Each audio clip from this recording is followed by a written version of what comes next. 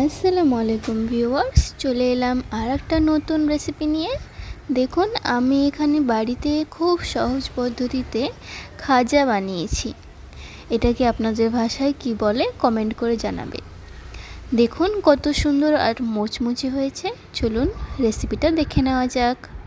প্রথমে এখানে আমি ময়দা নিয়েছি, তার মধ্যে একটু নুন আর রিফাইন্ড অয়েল অ্যাড করে ভালোভাবে মিক্স করে নেব। দেখুন ভালোভাবে মিক্স করে নেবেন।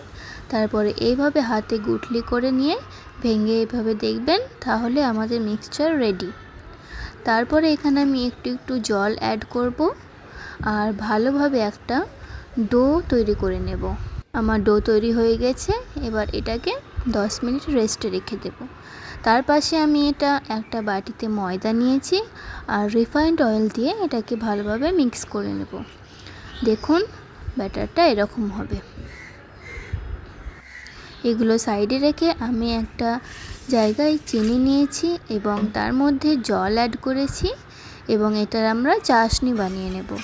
দেখুন গ্যাসে চাপিয়ে দিলাম এবং ফ্লেভারের জন্য আমি এখানে 2টো এলাচ অ্যাড করলাম, তাহলে ফ্লেভার এবং গন্ধটা খুব সুন্দর আসবে। দেখুন এইভাবে ফুটিয়ে নিয়ে আপনারা চাশনিটা রেডি করে নেবেন।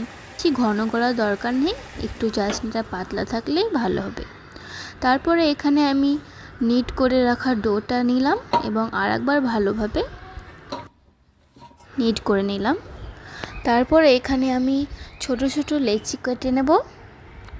দেখুন এইভাবে গোল গোল করে ঘুরিয়ে আমি ছোট ছোট লেচি কেটে নিলাম। সাইজটা খুব বড় রাখবেন না, ছোট ছোটই করে লেচিগুলো কাটবেন, তাহলে আপনার যে খাজাটা তৈরি হবে সেটাও ছোট হবে এবং ভাজা তাড়াতাড়ি হয়ে যাবে। আর যদি বড় করে করেন তাহলে ভাজতে অনেকটা সময় লেগে যাবে। এখানে আমি সমস্ত লেচি রেডি করলাম। তারপরে একটু ময়দা ছড়িয়ে একটা ছোট লেচি নিয়ে এইভাবে ভালো করে পাতলা করে আমি বেলে নেব। খুব বেশি মোটা করে বেলবেন না, আবার খুব বেশি পাতলা করেও বেলবেন না। দেখুন আমি যেভাবে রেখেছি আপনারা ঠিক এইভাবেই বেলে নেবেন। বেলে নেওয়া হয়ে গেলে আমি যেই মিক্সচারটা রেডি করে রেখেছিলাম ব্যাটারটা, সেইটা এর মধ্যে দিয়ে ভালোভাবে আঙুলের সাহায্যে চারিপাশে আমি লাগিয়ে নেব। দেখুন আমার বেলা হয়ে গেল। এবার আমি ব্যাটারটা দিয়ে ভালোভাবে আঙুল দিয়ে চারিপাশে লাগিয়ে নেব। এই ব্যাটারটা দেওয়ার ফলে আপনার খাস্তাটা খুবই মুচমুচে হবে খেতে। দেখুন এইভাবে ভালোভাবে আপনারা চারিদিকে লাগিয়ে নেবেন। একটু কম মনে হলে আর একটু অ্যাড করতে পারেন।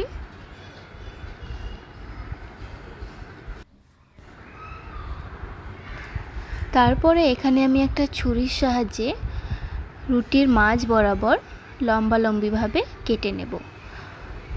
খেয়াল রাখবেন যাতে নিচের সাইডগুলো যাতে না কাটে, জাস্ট মাঝামাঝি আমি যেভাবে করছি আপনারাও ঠিক সেইভাবে ছুরি দিয়ে কেটে নেবেন।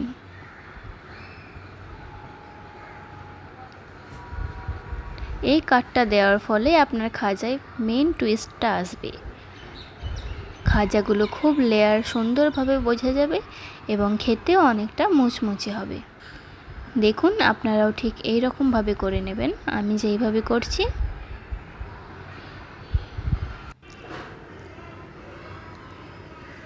এরপরে আপনারা সাইড থেকে এইভাবে তুলে নিয়ে এগুলোকে ভালোভাবে মুড়ে দেবেন।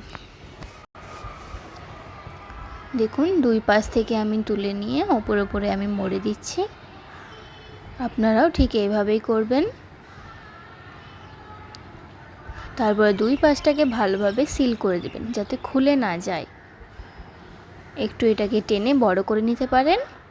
এইভাবে আমি ঘুরিয়ে টুইস্ট করে এই দুটো কোণাকে একসঙ্গে জোর লাগিয়ে দিলাম।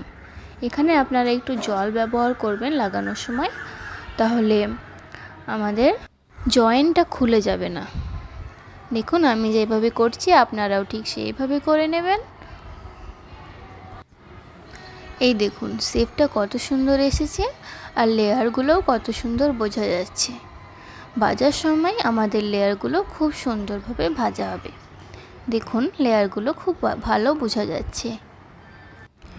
এইভাবে আমি সমস্ত লেচিগুলো বেলে এইভাবে রেডি করে নেব। দেখুন আমি এখানে 4টে রেডি করলাম।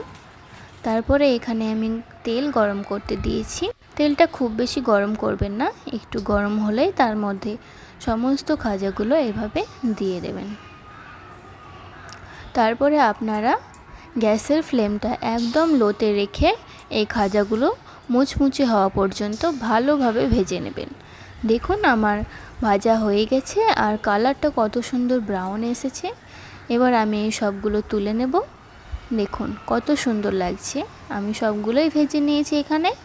এরপর আমরা যে চাশনিটা রেডি করে রেখেছিলাম তার মধ্যে একটা একটা করে ডিপ করে ওলট পালট করে এইভাবে মিক্স করে নেব চাশনির সঙ্গে। আপনারা চাইলে এটাকে ডুবিয়ে রেখে দিতে পারেন 2-3 মিনিট, কিন্তু আমি বেশি যেহেতু মিষ্টি খেতে চাইবো না তাই একটু ডুবিয়ে আমি এটাকে তুলে নিলাম। দেখুন তুলে চাশনিটাকে ভালোভাবে ঝরিয়ে নেবেন, তাহলে এক্সট্রা যেই চাশনিগুলো আছে সেগুলো পড়ে যাবে। ওই সমস্তগুলো আমি ডুবিয়ে নেব। আমার চ্যানেলের রেসিপিগুলো আপনাদের ভালো লাগলে লাইক, শেয়ার এবং কমেন্ট আর সাবস্ক্রাইব করে যাবেন।